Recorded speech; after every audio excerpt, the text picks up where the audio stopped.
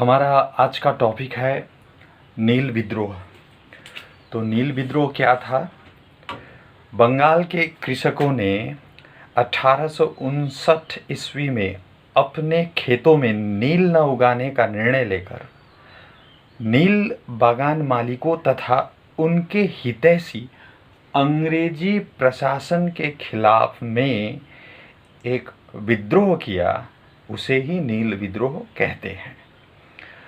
तो नील विद्रोह के कारण क्या थे? बाध्यतामूलक नील की खेती। तो पहला पॉइंट जो है वो बाध्यतामूलक नील की खेती। तो नील मालिक कृषकों को जबरन नील की खेती करने पर दबाव डालते थे। कृषकों की इच्छा अन्य खेती करने की होती थी, चावल की या गेहूं की करने की होती थी, लेकिन नील मालिक कृषकों पर दबाव डालते थे। तो बाध्यतामूलक नील की खेती प्रथम कारण। दूसरा कारण नीलहे साहबों द्वारा अमानवीय अत्याचार। तो नीलहे साहबों द्वारा किस प्रकार का अमानवीय अत्याचार होता था?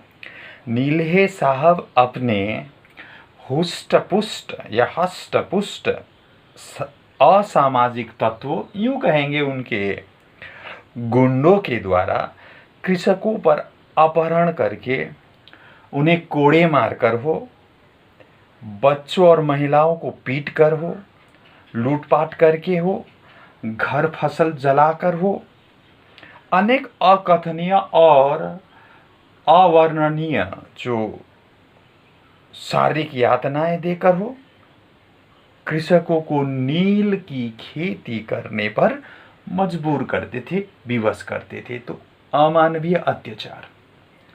उसके बाद तीसरा नंबर है दादन प्रथा का दुष्परिणाम।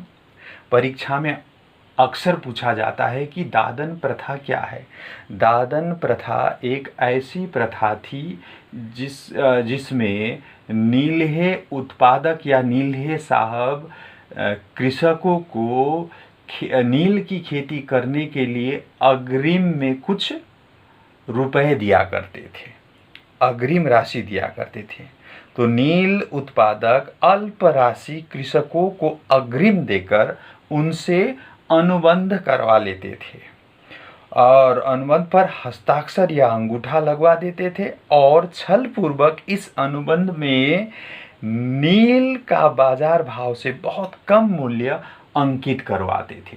तो इस प्रकार से दादन प्रथा से भी इसका दुष्परिणाम, इसके कारण से नील कृषक काफ़ी दुखी थे।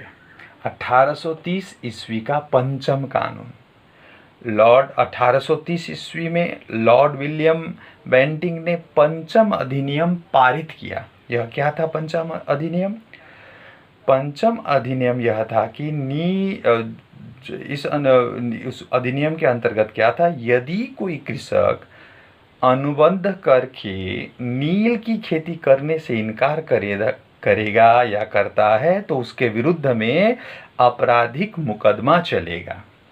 इस प्रकार से कृषक पूरी तरह से सरकार और उत्पादकों के षड्यंत्र में फंस गए। तो 1830 का पंचम कानून। दस्तूरी प्रथा। दस्तूरी प्रथा का साधारण अर्थ होता है घूस लेने की प्रथा। तो ये घूस कौन लेते थे? जो नीलहे साहबों के जो कर्मचारी होते थे वे नीलहे कृषकों से विभिन्न प्रकार से घूस लिया करते थे, दस्तूरी लिया करते थे। कैसे लेते थे वो? या किसी प्रकार का कोई खोट दिखाकर वो छलपूर्वक उनसे, या ऐसा कहकर हो कि आपके पशुओं ने जो है नील की खेती को बर्बाद कर दिया, या ऐसा कुछ करके हो, किसी भी प्रकार का कोई एक षड्यंत्र लगाकर हो, उनसे वो लोग पैसा लेते थे, पैसा ऐंठते थे। तो ये दस्तूरी प्रथा से भी काफ़ी तंग हो गए थे। और प्रशासन की असहयोगिता। तो जब कृषक जो है अपनी समस्या लेकर प्रशासन के समीप में जाते थे तो प्रशासन से उन्हें किसी भी प्रकार की सहयोगिता नहीं मिलती थी, क्योंकि प्रशासन भी भ्रष्ट हो गए थे। मैं इसका एक उदाहरण देना चाहता हूँ कि 1835 ईस्वी में ये जो 1830 का पंचम कानून ये रद्द हो गया था, और लेकिन पुलिस तथा मजिस्ट्रेट की सहायता से नील साहब कृषकों का शोषण अभी भी किया करते थे। जब कृषक अपने ऊपर हो रहे अत्याचार को या अपनी आप बीती को प्रशासन के सामने में सुनाते थे, तो प्रशासन उल्टा उन्हें ही जेल में डालते थे या विभिन्न प्रकार की यातनाएं किया करते थे। तो ये प्रशासन की असहयोगिता। उसके बाद समाचार पत्र और शिक्षित समाज से सहयोग मिलना। विभिन्न प्रकार का समाचार पत्र या पत्रिका, जैसे समाचार चंद्रिका, समाचार दर्पण, तत्वबोधनी पत्रिका, और बड़े बड़े जो शिक्षित व्यक्ति या उस समय के जो शिक्षाविद व्यक्ति सब थे, हरीशचंद्र मुखर्जी, गिरीश चंद्र घोष, मनमोहन घोष, शिशिर कुमार घोष, किशोरी चंद्र मित्र, द्वारकानाथ विद्याभूषण जैसे अनेक लोगों ने कृषकों के साथ जो हो रहे अत्याचार उसके विषय में उन्होंने खुलकर लिखा। तो इस प्रकार से समाचार पत्र तथा शिक्षित समाज से भी कृषकों को क्या मिला? सहयोग मिला, और इस प्रकार से वो विद्रोह के लिए उतारू हो गए। तो नेतृत्वकर्ता कौन थे? दिगंबर विश्वास, विष्णुचरण विश्वास, रफीक मंडल, राम रतन रॉय जैसे लोगों ने इस विद्रोह को नेतृत्व प्रदान किया। तो विद्रोह का प्रसार कहाँ कहाँ हुआ? मालदा, राजशाही, पावना, नदिया, 24 परगना, खुलना, यशोहर जैसे क्षेत्रों में विद्रोह का प्रसार हुआ। तो घटनाक्रम क्या था? नदिया जिले का कृष्णनगर के निकट स्थित चौगासा ग्राम से सबसे पहले विद्रोह का प्रसार हुआ। कैसे कौन थे? विष्णुचरण विश्वास, दिगंबर विश्वास के नेतृत्व में यहाँ के कृषकों ने नील की खेती न करने की घोषणा कर दी। इसके बाद प्रथम में यह विद्रोह का स्वरूप, आरंभ में विद्रोह का स्वरूप वो हिंसात्मक नहीं था। ये लोग अशांतिमय ढंग से विद्रोह कर रहे थे या अपनी जो है दुखड़ा जो है रख रहे थे। लेकिन बाद में जब उत्पादकों के गुंडों ने इनके ऊपर में हमला कर दिया और दबाव डाला, तब इन्होंने जो है विद्रोह को इनका विद्रोह भी हिंसात्मक रूप ले लिया। तलवार, छुरी, भाला, लकड़ी आदि से इन्होंने बगावत शुरू कर दी। कृषकों पर, जैसा कि मैंने कहा, कृषकों पर दबाव डाला गया और कृषकों ने भी उनकी एक न सुनी और इन्होंने जो है नियमित संगठन का निर्माण किया और इन्होंने जो है कारखानों पर आक्रमण किया, पुलिस थानों पर आक्रमण किए, नील मालिकों के घरों पर आक्रमण किए गए। अंत में जो है स्थिति की गंभीरता को देखते हुए पुलिस और सेना को भेजा गया और इस प्रकार से सेना ने विद्रोह का क्रूरतापूर्वक दमन कर दिया। तो ये विद्रोह का घटनाक्रम था।